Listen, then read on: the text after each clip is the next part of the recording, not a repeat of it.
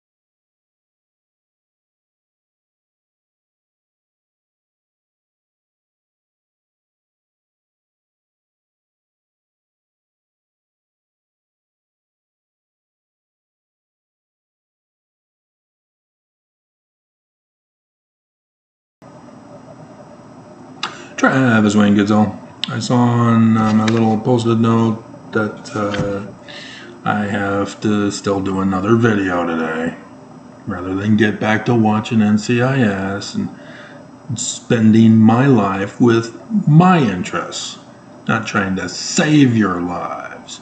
So, speaking of saving,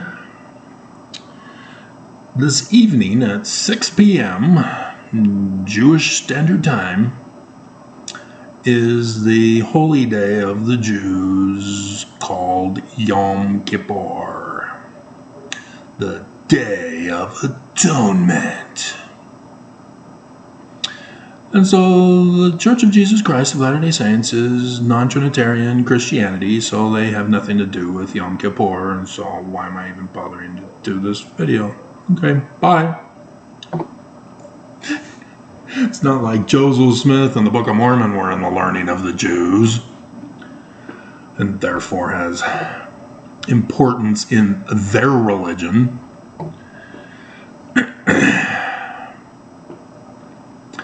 And so the Church of Jesus Christ of Latter-day Saints leads us to believe that the atonement of Jesus Christ during the Roman period time, when he failed to fulfill prophecy but gets a second chance in the latter days,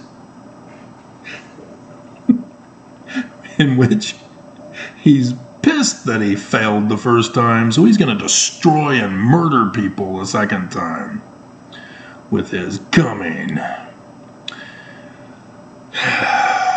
God. And no. Dear God, no. It's just so obvious that this church is so false when they threaten to murder you. The altars of the temple, altars of conference. This is the day that shall burn as an oven. It was technically on the 22nd, was the day of. And the Jewish calendar made it the 21st, but the church said, we're done. We did it for one evening. We're good. We don't need to mention it to Mormons anymore. Nope. Nelson threatened your lives. Saying, keep paying tithing, but not of the diamonds or rubies with the Book of Mormon.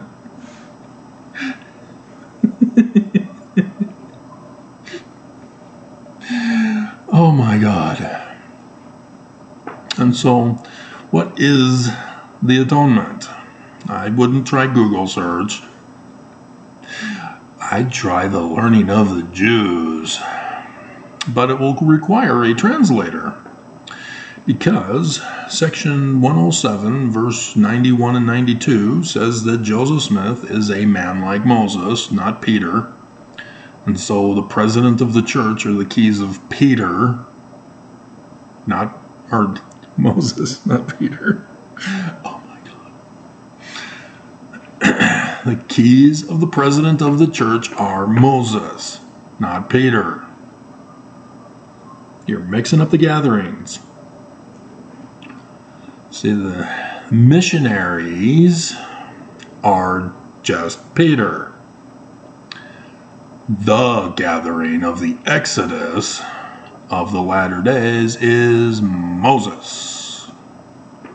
But the house of Israel were stubborn and didn't want to believe him, and wanted to follow Lucifer Pharaoh, and wanted to murder Moses, and falsely accuse him and say that, no, Pharaoh didn't pay Putin with our tithing money.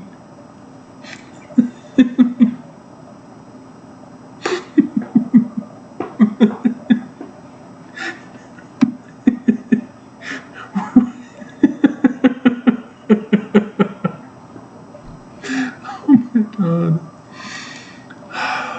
I gotta look for that too. So we'll come back to this. I meant to look it up earlier.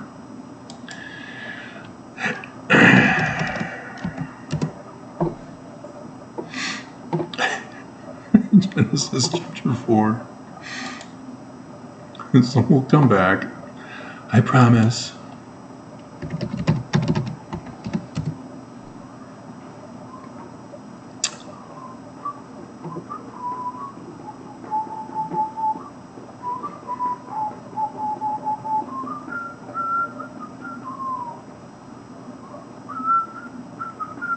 Yeah, I thought so.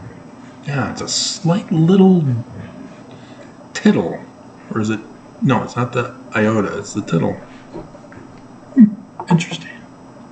So let's go back to Exodus chapter 29. Alright. Then we'll go back to...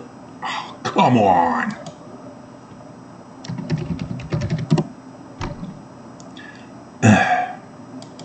Exodus 29.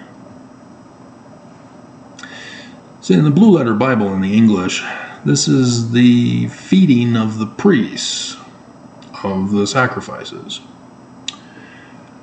And it's associated with the atonement. And if you don't know the learning of the Jews, you definitely don't know the origin in the Egyptians. Because it's all over the place here. It's really cool if you know the ancient languages, but you need a translator. verse 92 after verse 91, that the keys of the president of the church are the keys of Moses. Because the church wants to hide it from you. That passage in the Doctrine and Covenants is not connected to Joseph Smith history, verse 40, or Acts chapter 3, verses 22 to 23, or Deuteronomy 18, 15 through 19, or 3rd Nephi 2023. That's right, 2023. They're hiding something from you that's kind of essential to your eternal salvation. Now, the Church of Jesus Christ of Latter-day Saints says that all Mormons must pay tithing in order to be saved from the burning. We have to pay atonement money back to Jesus Christ, who supposedly atoned for us so that we didn't have to pay. Weird. What's up with that? And so, there's some problems, obviously. So let's read over Exodus 29. And the holy magic underwear of Aaron shall be his sons after him, to be anointed therein, and to be consecrated in them. I was anointed naked. I don't know about wearing the magic underwear. That was given to me after I was anointed. And that son, that is priest, in his stead, shall put them on 7 days. You should wash them more frequent than when he cometh into the tabernacle of the congregation to minister in the holy place. The tabernacle is the temple. They had to use a tent, so it's called a tabernacle. Not to be confused with the tabernacle at Temple Square. That's not the temple. Nor is it the tabernacle with the temple. No. And then the holy place, that's the Holy of Holies. Even though there's often the most holy place, but the whole tabernacle is the holy place. They're talking about the Holy of Holies in the tabernacle, where the sacrificial offerings typically would be held, but we see from a mapping of what's told here and where things were established, it's actually outside. Probably should have had that picture up for you.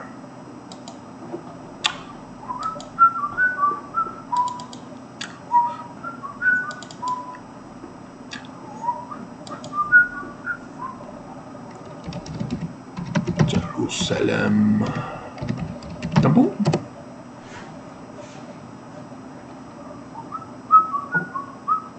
Seriously? Come on.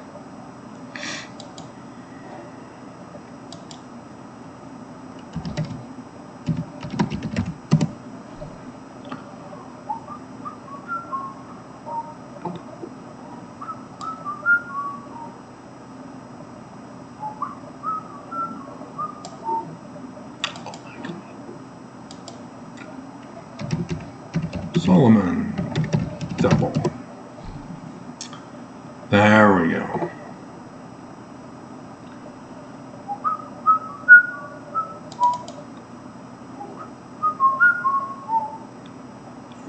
Probably should have used that one.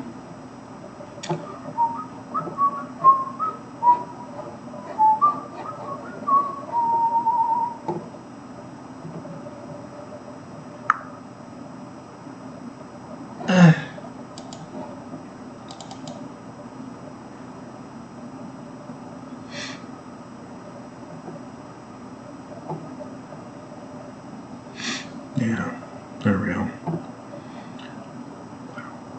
Cool. Alrighty. So, as painted on the inside, it's got Egyptian writing on the walls. The Knights Templar went to the temple that had been destroyed and had done some archaeological research, digging, and they found that they needed to put on the dirt in place of the skull and took it off, and then uplifted the Egyptian gold plates, and they took the Egyptian gold plates, and then a ball came from out of the walls and chased them out of the temple. They came all the way back to the Pope and said, hey, the church isn't true. We found Egyptian gold plates. And so the Pope paid them off to cover it up. And then later on, another Pope who didn't know the Knights Templar had them murdered with Friday the 13th, and they came to America with the Egyptian gold plates and buried it in the caves in southern Illinois. I still haven't done that video for you, have I?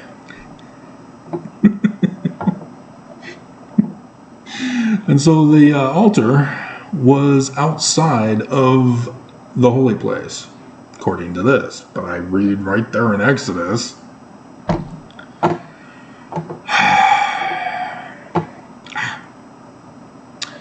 and so, let's get things up on the screen here.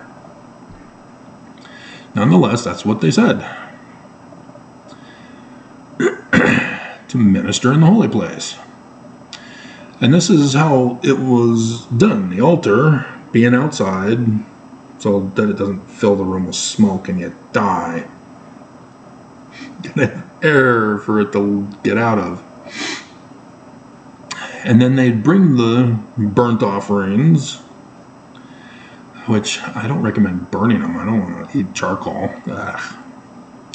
But you bring it into the holy place, the Holy of Holies, present it at the altar, which they don't want to tell you that the Jerusalem temple was just like any other temple back then, because it was different.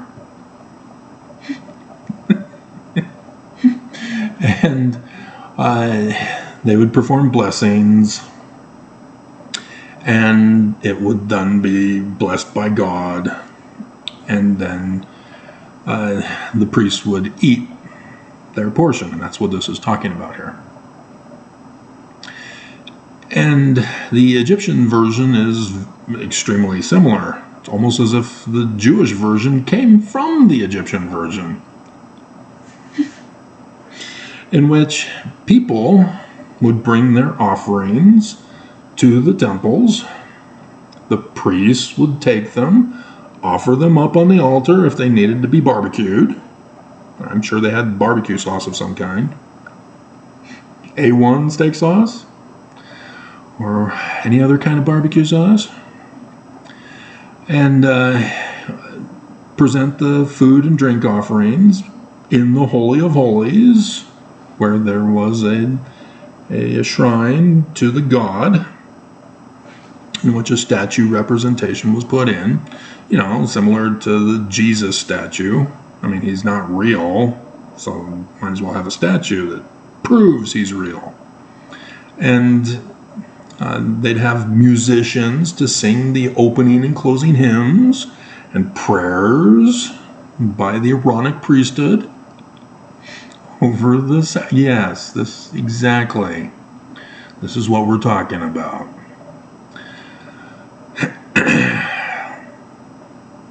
And they would break the food and give a portion of the food and drink offering back to the offerer of the offering that has been blessed by God now. That was the ritual practice. And so, yes, Jesus did not initiate the sacrament. He plagiarized it. That bad boy Jesus, he's not real. Constantine created him. The scriptures are the learning of the Jews. And so the Gospels are in the learning of the Jews. The learning of the Jews are prophecies of the latter days. Thus, Jesus is Emmanuel of the latter days, their Jewish Christ. Deuteronomy 18:15-19, the man like Moses. So every hero character of the Jewish texts are the man like Moses. And you can see the patterns of the Exodus story.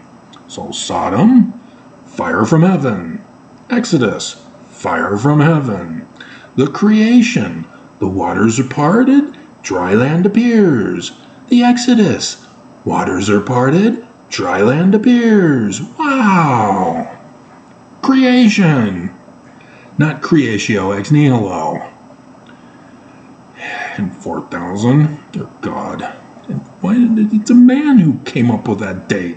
Everybody thinks it's from God? And it doesn't help that the post-Constantine Jews then decided, oh yeah, well, we'll show you. We'll come up with our own date. It's 37 something. No. Got to go back many millennia. Many millennia. That's how long this has been going on. And so Samson, he's a Danite. Oh, like the Danites that overthrew Joseph's church and murdered him? Yeah. And Judah is the phonetic equivalent of Utah? Yeah. Why do you think Joseph Smith said, hey Mormons, our Christ is in the learning of the Jews, and in section 103 verse 16, he's Mormon. Supposed to be looking for a Mormon who has the gifts of prophet, seer, revelator, and translator. So that he knows Paleo-Hebrew, he knows Egyptian and the learning of the Egyptians and the language of the Egyptians. Not the learning of the Greeks and the language of the Egyptians on the Rosetta Stone. So that he can tell you, for example, Joseph Smith is a translator because he put the facsimiles in the order that he put them in on purpose. Facsimile number 1, Sacrifice on a Lion Couch, 21st October 2017. Facsimile number 2, An Annular Eclipse, 14 October 2023. The Wedding Supper Feast at the Lion Owl, but the Wedding Supper Feast at the Temple of Zion. 3rd Nephi 11, too. But Revelation chapter 19, 8 April 2024. Joseph knew this. He's a translator. And it takes a translator to translate a translator. To know a translator. Well, yeah, well, it takes a translator to know a translator. And so, here we have, and thou shalt take the ram of the consecration and seethe his flesh in the holy place. Okay? And Aaron and his sons shall eat the flesh of the ram. Is it a ram? Are we sure? Did we check the biblical Hebrew? Did we remove the vowels that they added? And see what it really says? How it's supposed to be translated? Oh, look, there's bread that is in the basket by the door of the tabernacle of the congregation. So the gateway in, the door, to start it all off, is the bread basket.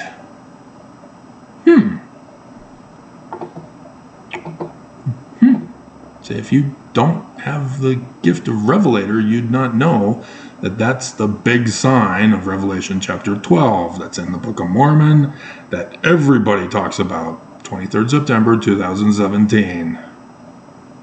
Virgo, holding the bread basket in her hands. The star spica, Bethlehem, the house of bread. And so, yes, the temple is designed after the prophecies of the signs in the heavens and the dates and the days and hours of the latter days. And so, are we sure it's the flesh of a ram? There's some fun stuff in this biblical Hebrew text. We have Aaron, which is very fun if you know Paleo-Hebrew. If only there was somebody who knew Paleo-Hebrew who'd have to decipher it because nobody else in the world knows it. The H, it's very close. Like I said, just a little tittle is removed from Aaron, from brother. Aaron is the brother of Moses. That's interesting. Is this a misspelling? If it was in Paleo-Hebrew, we'd be able to distinguish between the two letters. But in Aramaic script, it's a little bit tricky. And so, we have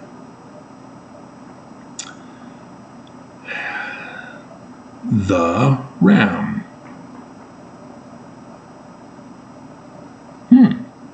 That's interesting. It's spelled like God, except for a yod, a jot, or iota in Greek. That's stuck between them. Interesting. The ram is very similar in pattern to God. The flesh of God, flesh of the ram.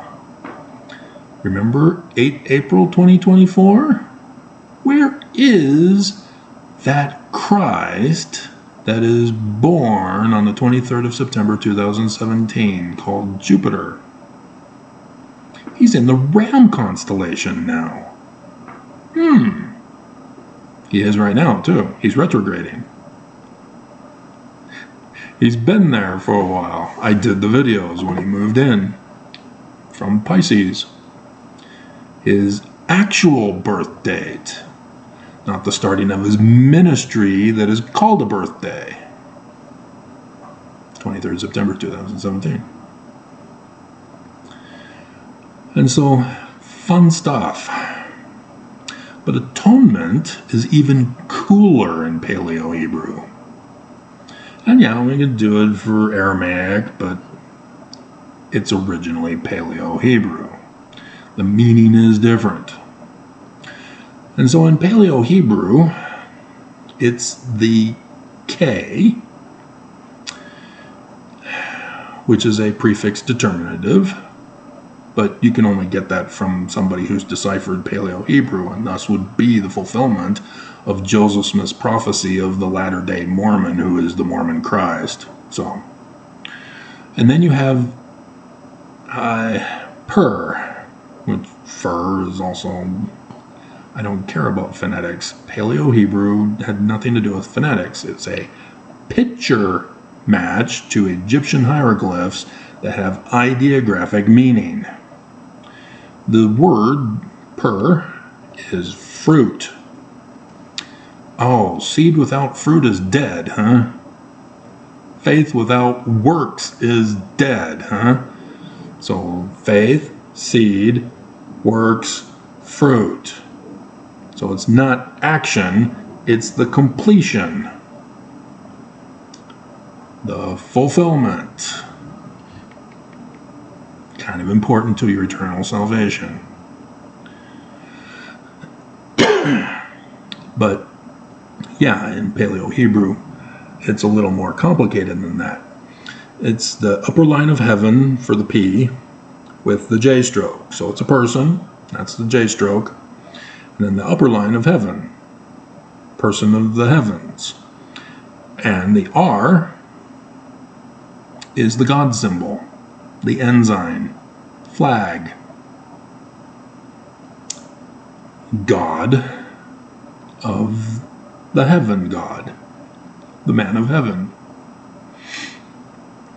The fruit. And for that, you need to know the Egyptian origin story behind the sacrifice at the temple, which corresponds directly with our sacrament. And sure enough, wouldn't you know it, Paleo-Hebrew tells us that that's what we're supposed to be knowing, because the K is the Egyptian papyrus scroll, thus writing. And how did the Jews write? They wrote prophecies of the latter days. So it's the prophecy writing scripture of the fruit. Who? Emmanuel. God. Ram. Because he's in the Ram constellation at the fruiting of the latter days. The end of the latter days. Not the bread. The fruit. The fruit. That's the atonement in the learning of the Jews. So let's go over the Egyptian version for you.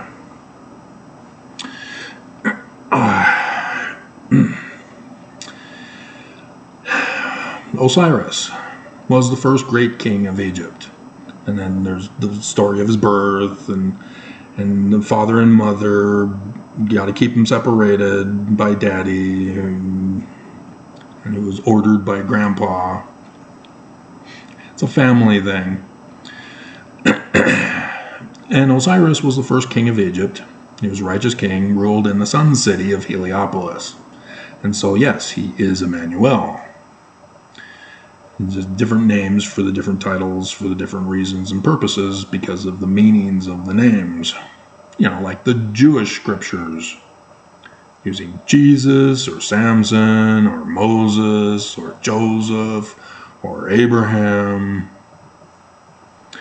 Depends on the story. And so Osiris is murdered by his brother and tricks him into a coffin at a party and sails him up the river Nile. He beaches on the shores of Babel, and a tree of cedar of Lebanon grows in its place.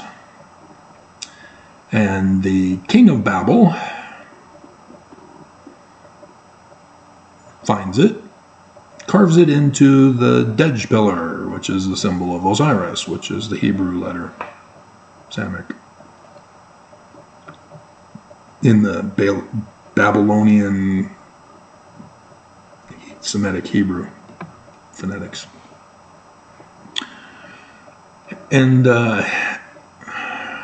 Isis, the wife of Osiris, sent the missionaries out to gather the elect, but his body was intact in the coffin at this time. So it was just a quick missionary service. Brought the body back to Zion, Heliopolis, the sun city. And she, using her priesthood powers, what? Women aren't allowed to have the priesthood. Are you sure about that? You sure you haven't read the Joseph Smith papers? 17th of March. I wonder what significance of that day for the latter days Joseph was indicating that has to do with women who are women because they give birth to babies. 1842. See, if I were to explain everything for you, we'd be going a lot longer than 30 minutes already. There are some things that you just have to catch on with your spiritual witness and check it. So when was Thomas B. Marsh excommunicated? And how does that apply to Deuteronomy section 19 about false accusers? Who is to replace Thomas B. Marsh? Who usurped it in the first place? Who's making the false accusation? Who needs to be usurped again? Pay attention. there's a lot of stuff that you have to study for, and we're kind of running out of time, aren't we? And so Set finds out that his brother's alive again. Oh no! I locked him up in Liberty Jail and he's free. What happened? And so this time, yeah, he pulled a Chad Daybell and Lori Vallow, chopped up his body into 14 pieces, depending on which text you look at, because others say 42 for the provinces of Egypt. But 14 has to do with the 12 tribes of Israel. Yes, the 14 pieces have to do with the 12 tribes of Israel. Do you not bother to read your Bible?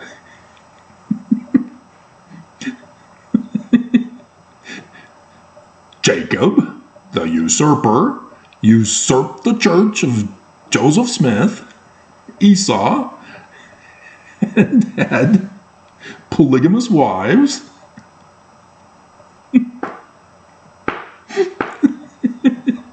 And thus fulfilling the prophecy, Deuteronomy 19, for false accusers, that the Messiah is not to come through Joseph Smith, but through the great and abominable church of Pharaoh, Jacob, and through Hiram, the one who's murdered also. But Hiram Abiff of the Knights Templar. The Holy Grail, Solomon's Temple, etc., etc. And they're all tied together here. And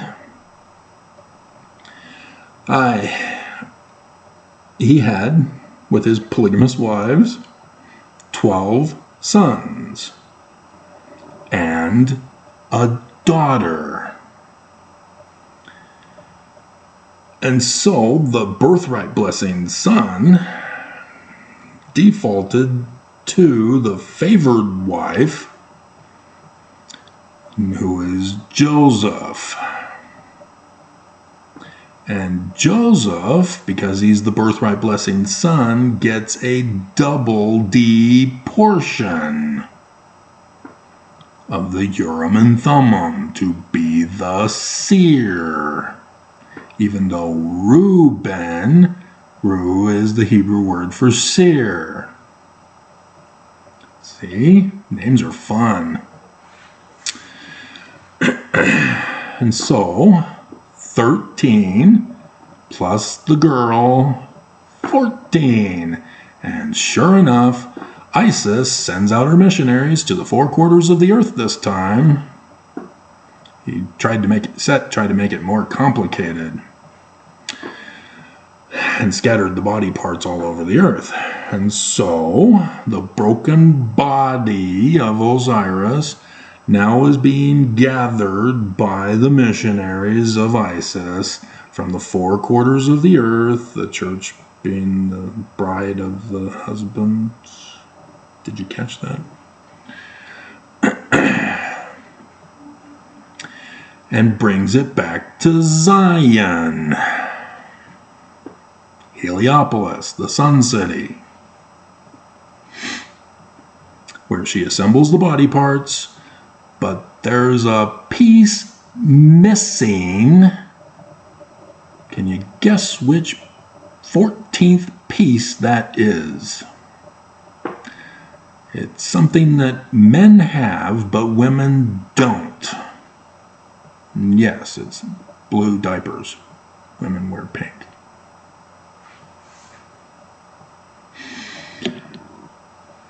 And so she made one. If only it were that simple. And so, depending on the story, she immaculately conceives. 23rd September 2017, because she is a bird in heaven. Sign in the heavens, 23rd September 2017. Got that? But he also is literally born. because she is literally pregnant. But Set finds out again. He's got spies everywhere. And so now this time he wants to destroy the church and destroy the Christ of the church, because they're a threat to his kingdom and power and glory and majesty. No one dares to molest or make afraid. Yeah, in Paleo-Hebrew said as Satan, the adversary. And so the woman flees into the wilderness of the Sahara Desert and of Deseret, Utah. And there, over the course of generations, the sun god Amun is born. And David, Moses, teaches him about governing, and Isis teaches him about religion, until he's old enough, 23rd September 2017, to go back to Judah, Utah, to rescue the Egyptians from the bondage of the great and abominable church of Pharaoh, to help them flee and go back in an exodus to Zion, Heliopolis, the Sun City. Did you know that Southern Illinois has a Sun City? Yeah, the Indian tribe that used to be there until the Knights Templar bought the land, and then they just disappeared. They were the sun people of the sun god living in the Sun City, making sacrifices, flesh of God, to the sun god. Right there.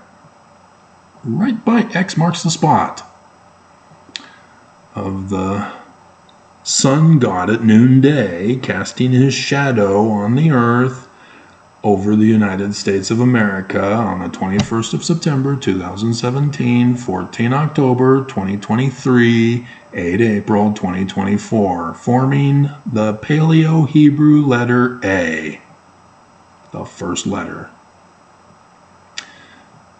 Plus, to make the final stroke on 8 April 2024, creates two T's, double T's, or double D's, phonetically the same. The crossroads of the Christ, Emmanuel. So yeah, the Romans didn't use crosses. The Gospels aren't literal history. It's in the learning of the Jews, of the authors who wrote it. The Paleo-Hebrew alphabet tells you the sign in the heavens dates for the first and the last of the latter days. The Aleph and the Tau, which is the Babylonian Semitic, but it's a cross, not the T. So it's the Chi in Greek, which Constantine tricked everybody and said, oh yeah, I saw the sign. I saw it, the Chi Rho. The Rho is the ensign, flag symbol. At X marks the spot of the Chi. Ta-da! And so thus is the Day of Atonement. Tomorrow. Starting at 6 p.m. tonight.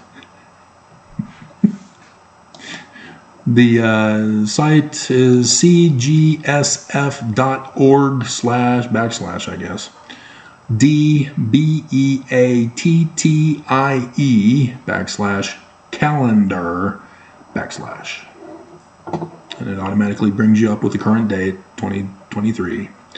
And then you can see the highlightings, and so it shows the highlighting in red, which is a dominant red, versus a pale, or red, yellow, versus a pale yellow starting conference weekend. But you need to understand that the Jews start their days at 6 p.m. in the evening. So it's the 24th, which means tonight is Yom Kippur at 6 p.m. Just like that Tabernacles, Sukkot, Feast of Gathering. Who has the keys of gathering? What gathering are we talking about that has to do with Moses and the gathering of Israel in an Exodus? Whose keys? Peter's keys. Well, Peter is Egyptian for seer, but when you plug that into the gospel stories, you see that seer is betraying Jesus. Jesus is Emmanuel. Peter is not Emmanuel. He keeps denying and doubting and rejecting the Christ. The cock crows 3 times, and 3 times Jesus asked him. The first 2 technically were agapes, and then finally he said philo.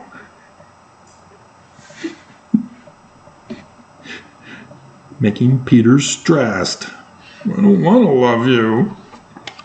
That's gross. And so yes, tomorrow is your last chance, Mormons. Because the countdown of the harvest is conference weekend. And if you've forgotten what Hinckley said in the little video clips I've been putting all over the place for you, they're going to burn you for being wicked. Doesn't matter if you're a full tithe payer, you didn't keep the covenants, the laws of the temple, to protect the church from the SEC violation, to protect the church from James Huntsman, to protect the church from the Christ. And so they think you're worthy to die, and they're going to murder you. They've already paid the Judas price. Oh, just like Judah betrayed Joseph, but with a different amount of money. Yeah, the church paid far more than 20 and 30 pieces of silver. Far more. It was far more. I don't know about far more. We're not quite sure how much Brigham Young paid the mob to storm the Capitol where Joseph was being held captive. But that's why he put Willard Richards and John Taylor in there, just to make sure it got done. And they failed. Because Joseph Smith had a six shooter and was at the top of the stairs to chase him out. So who's going to do it? Oh, the backup, Plan B. And so, just as Plan A failed on 9/11, Plan B coming up for conference weekend. And so all those little virgins, newly called, are going to be sustained as they burn as an oven. Isn't that fun, learning of the Jews?